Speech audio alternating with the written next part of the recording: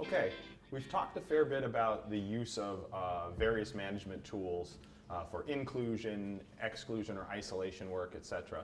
Here, we're just showing a typical kind of X-Pen setup in a living room type setting where we're teaching the puppy to kind of relax around us in a more low-key environment. And we want to use X-Pens primarily as supervised areas, right? So we don't leave the dogs unattended in the X-Pens.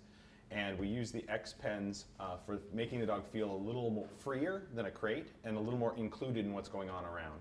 So here we'll watch Ellis put her puppy in an X-Pen and sit next to the X-Pen, get the puppy to kind of relax in the X-Pen. We frequently use chew items here. She's going to be using food in this sequence, so you can sort of see what it looks like.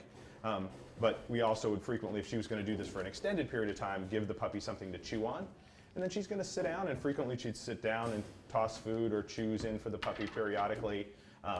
And as long as the puppy stays calm and isn't jumping against the sides and things like that, then she's just going to hang out. She can read a book, work on the computer, etc. And the puppy gets to feel a little more like they're in the mix, as it were, but can't get in trouble. And if we had multiple dogs, this is really useful. An older dog could be outside of the pen on a dog bed or something like that. The puppy could be around the family unit, as it were, without being able to get in trouble.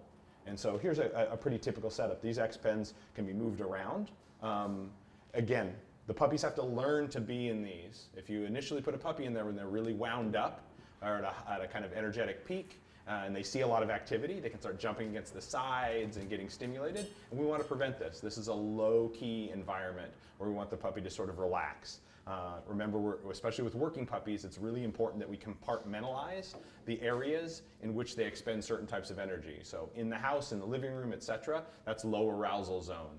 Out in the training field and other working areas, that's where we do our high arousal activities. So X-Pens in your living room is a chill out zone. So make sure you manage your puppy's energetics properly and build duration in this slowly. If you leave your puppy in there too long, they get bored, they get stimulated, and you start to have problems.